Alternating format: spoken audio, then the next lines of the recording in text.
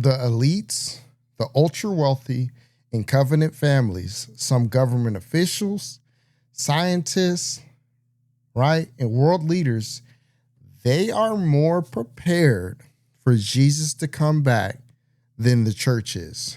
They're more prepared than more believers, than any believers, because they get access to information and then they keep us distracted. And then that's the problem, because we've all been dumbed down, or their attempts to bring Jesus to lower Jesus' status to being the same as every other religion has been an issue.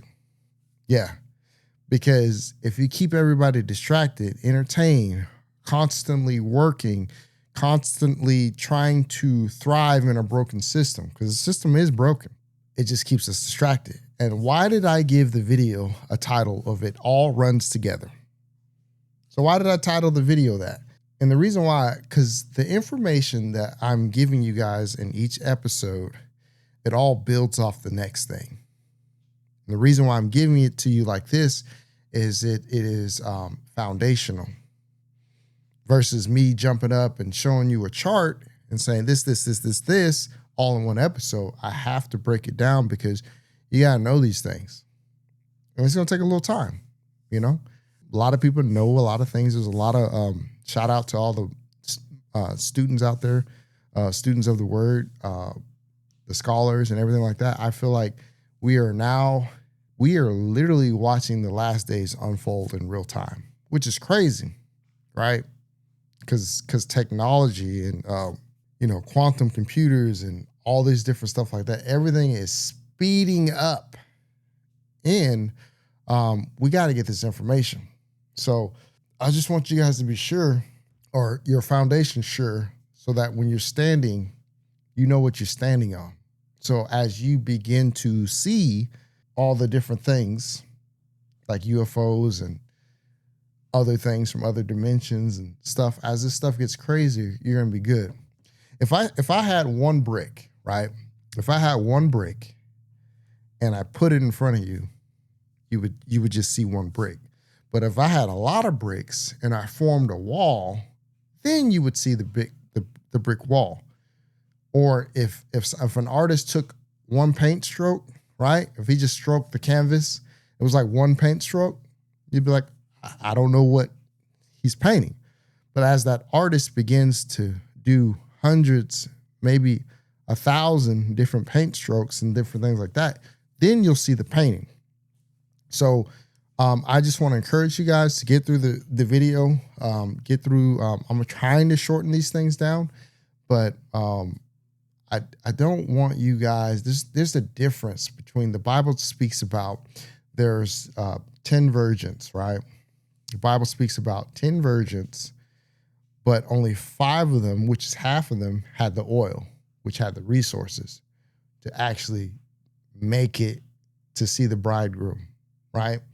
So we have to make sure that we're not allowing algorithms and different things to steal our attention away, or to where we can't sit through sound doctrine or teachings that help us understand the last days. And there's plenty of Bible teachers out there, whether and it's not necessarily, I don't want to police denominations, because I got friends in all of them.